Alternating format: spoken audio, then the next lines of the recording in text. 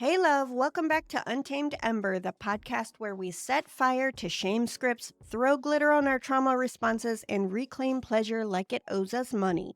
I'm Dr. Misty, your resident sex therapist, trauma brain navigator, and certified burner of patriarchal nonsense. And today we're asking the question, why did your body get scripted to shrink in the first place? Because you didn't just wake up one day and decide your thighs were offensive. That shit was planted, watered, fertilized with shame, and probably handed to you in the form of a teen magazine quiz called Are You Hot or Not in 2003. Let's talk about who wrote that script and how to set it on fire.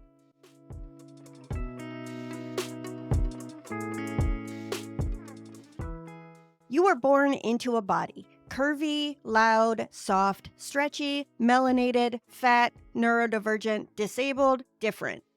And before you even hit puberty, the world started offering unsolicited edits. Tone that down. Cover that up. Don't be too loud, too opinionated, too sexual, too weird. And it wasn't just a few bad apples whispering insecurity into your ear. This shit was industrialized. Let's take it back, way back. Historically, Eurocentric beauty standards didn't just appear. They were colonially enforced. During European colonization, especially in Africa, Asia, and the Americas, the bodies of Black, brown, and indigenous people were categorized as deviant, animalistic, and hypersexual, precisely because they didn't conform to the white Victorian ideal of quiet, pale, and modest. Bodies that were larger, darker, louder, or expressed pleasure were framed as dangerous.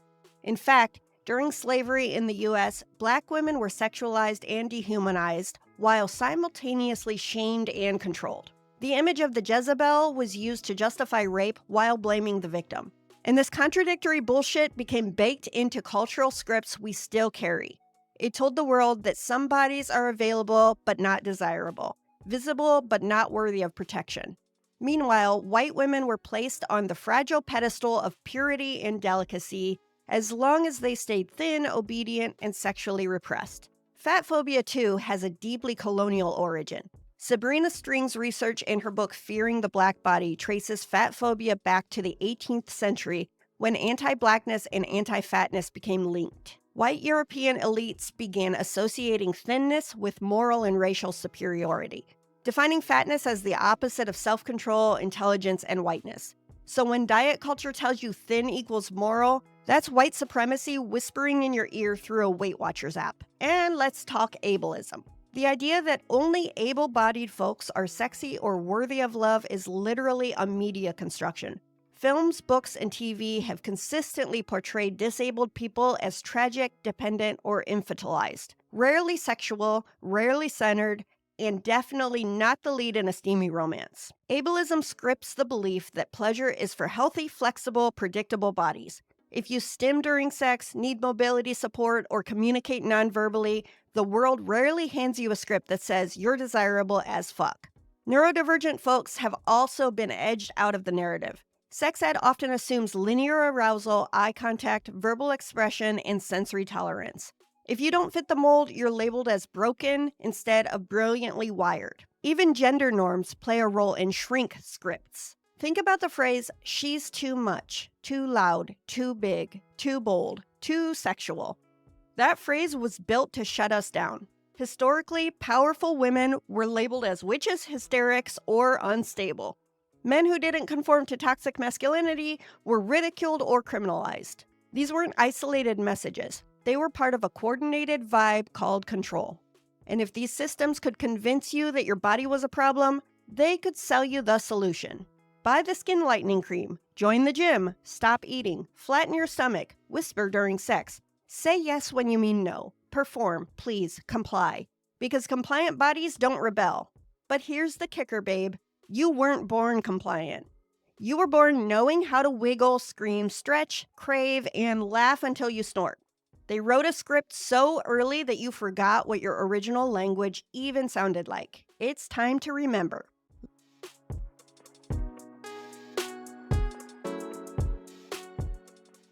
Let's talk media, babe. Because media didn't just tell us stories. It wrote our shame scripts in glitter gel pen and broadcast them in HD. Remember the makeover montage? The moment the quirky fat girl finally got a blowout, ditched her glasses, lost 40 pounds off screen, and suddenly became worthy of a prom date? That was Hollywood's way of saying your value is conditional. Or those very special episodes where the disabled character wasn't allowed to be sexy, just brave. Their entire character arc, learning to smile while being excluded. Or the rom-coms where every desirable love interest looked like a Pinterest board on Ozempic. This stuff wasn't just annoying, it was scripted. It taught us bodies are projects to be fixed, never celebrated as is. Desire is reserved for the thin, white, straight, cis, able-bodied norm. Everyone else gets to be the sassy friend, the tragic side character, or the obstacle to overcome.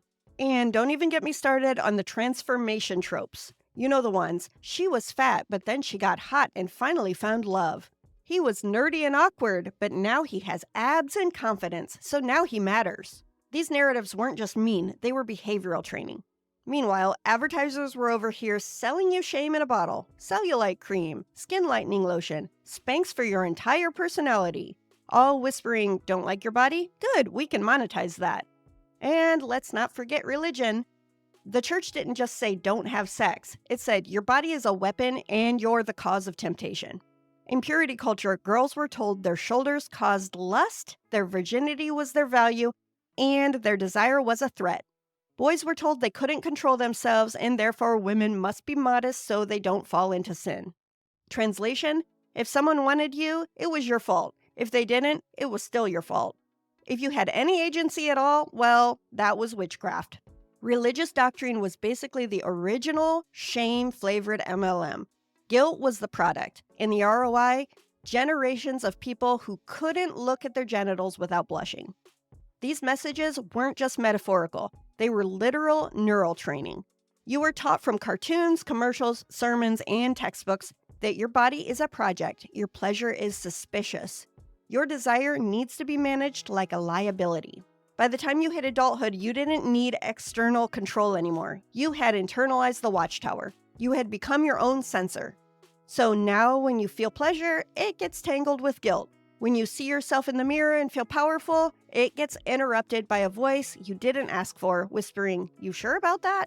That's the power of cultural messaging, babe. It doesn't just influence you, it lives inside you. Until you decide to evict it, loudly, with glitter and rage.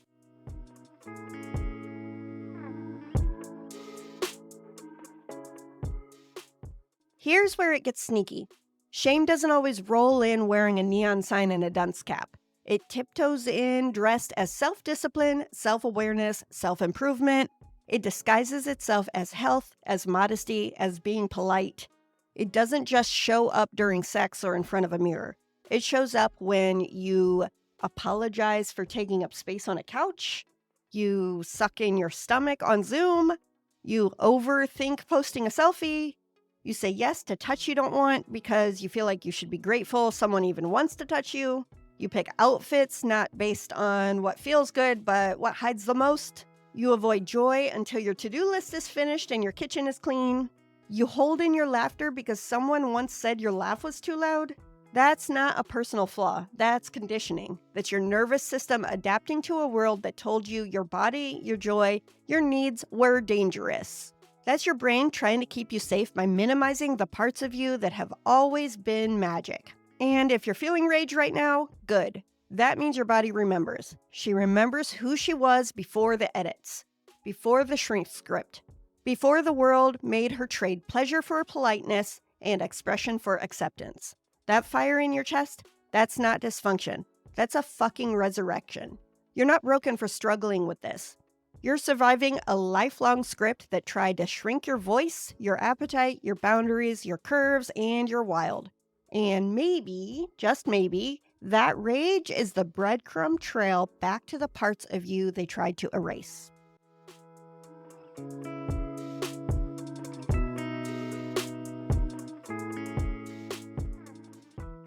Say it with me. My body is not a problem to solve. You didn't create the shame. It was handed to you like a cursed heirloom wrapped in diet tips and apology language. But now, you get to break the chain. You get to be the glitch in the system. You get to be the full-bodied, loud-laughing, unapologetic spark that makes someone else say, wait, I think I want that kind of freedom too.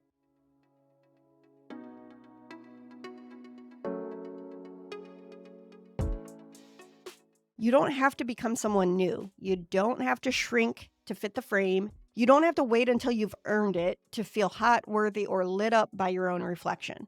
You get to take up space like it's your birthright, because it fucking is. You are not too much. You are not broken. You are not a side character in someone else's body fantasy. You are the fucking main event. And anyone who told you otherwise can stay pressed. And if you want a little help reclaiming your spotlight, if you're ready to rewrite the script with more rage, more glitter, and more fuck it energy, I've made something for you.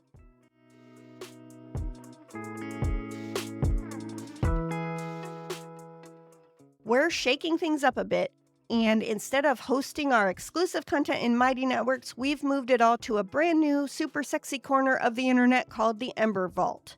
It's your backstage pass to weekly podcast worksheets, journal prompts and reflection deep dives, a growing on-demand learning library, access to upcoming live workshops and member-only podcast episodes, weekly challenges, and enough pleasure-fueled rebellion to make the patriarchy sweat. This week's worksheet is called Who Wrote This Bullshit? And it walks you through identifying those cultural scripts, calling out the garbage, and choosing a micro-rebellion that feels like a damn homecoming.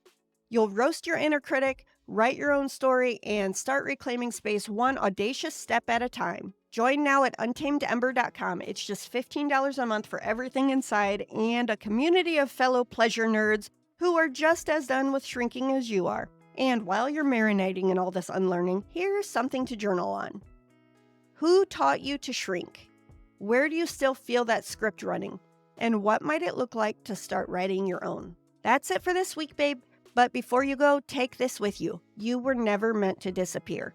You were meant to disrupt, to dislight, and to take up fucking space. So wear the outfit, eat the dessert, moan a little louder, and if the system gets nervous, good. I'll see you in the Ember Vault and right back here next week for another round of radical, rebellious, unfiltered truth. Stay wild, stay loud, and stay Ember.